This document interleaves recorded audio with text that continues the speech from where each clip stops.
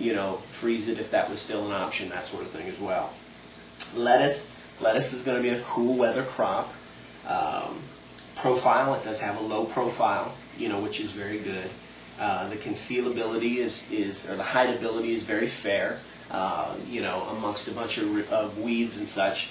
Most folks probably wouldn't recognize lettuce unless it was, say, like a iceberg, like a head type lettuce. If it's, you know, the leaf type lettuce, romaine, things like that, most folks might not recognize that. Again, so for watching out for scavengers and such or trying to hide our crops, it's an important thing. Nutrient needs are medium. You know, it doesn't have any super high demands, at least that's not our experience with it. But it isn't very easy in the same token. Seed saving is fair. You'll get seeds off of there, though it's kind of like the broccoli, like we showed, for lack of a better term. It raises up a little bit and you know, puts out seed heads from there. And storage, lettuce just doesn't store. So again, you're going to have to use that fresh. Where are we at time? Pause. Next one we're going to talk about, onions. Okay, on our little criteria here for survival gardening and such. Onions, the profile is very low, which is helpful. The concealment or the hideability factor, pretty easy. Again, you know, if you have a bunch of weeds and such there, most people are probably not going to recognize an onion growing amongst some weeds. Excuse me. Nutrient needs, medium. You can grow them with pretty much nothing, but the bulbs will get fairly small. You know, won't get very big. We grow Vidalia down here in Georgia and that, and you know, it's a fairly high nutrient need onion. Seed saving, it is a 2-year type deal. Again, so you got some time commitment there in that as well too.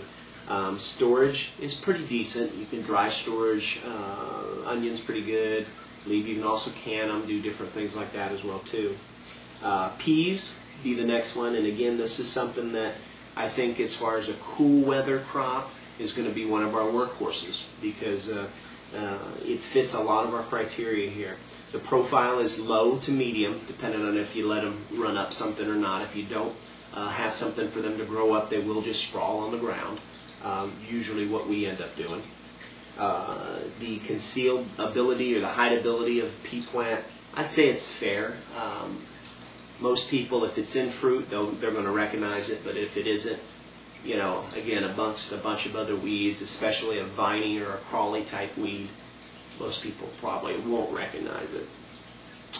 Nutrient needs are pretty low with peas. You can grow them pretty much anywhere. And again, if we inoculate them, any of the legumes, it's going to fix some nitrogen back in the soil for us. Seed savings, very easy. Again, we let the pods dry out. We pop the seeds out. I mean, you could over-explain that and go, you know, with spreadsheets and charts and blah, blah, blah, blah, blah. You know, it's easy enough to do. That stuff works for us. It does from year to year, so making it sound simple, but it really is. If it wasn't, man would have died out thousands of years ago. Where are we at here? Seed saving, easy. Storage is decent, you know, on the peas. Can them, freeze them, use them fresh. You know, dry them out with some of the versions of it, that sort of thing as well too. Peppers, more of a warm weather crop. You know, profile, they have a medium profile. They're, you know, typically your pepper plant won't get any higher than a little less than waist high. Concealability, kind of hard to conceal. Not extremely hard, but again, not most people would probably recognize a pepper plant, and especially a pepper plant with peppers on it. You got to think probably the most widely grown vegetables would be like tomato plants and pepper plants. Why? Because, you know, you go to Walmart or China Mart or whatever, and there's a 6-pack for $4 or whatever. You go and you put them in a planter right outside your door, and you go, oh, look, I got fresh tomatoes and peppers. So most people would probably recognize a pepper plant. Nutrient needs are low to medium. It's the, what's the soaking salts thing that everybody? Epsom salt. Epsom salt. Couldn't remember the name of it. Sprinkle those around the perimeter of your peppers. That'll really help them out a good bit as well too. We've had them produce here as late as November, which we normally get our first cold snap end of October, 1st of November. So it does have some good longevity to it as well. Seed saving, really easy. Bust open the pepper, scoop the seeds out, and spread them out and dry them. Again, I'm making it simple because it is simple. You can overcomplicate it if you want. That's your business. Storage, fairly decent.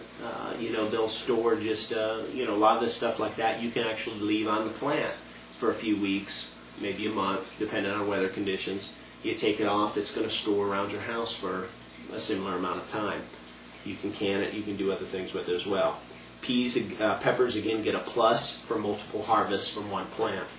Potatoes, down here it's a cool weather crop. You normally get it in about February and it's out by May before heat really tears it up. Profile, it's got a very low profile.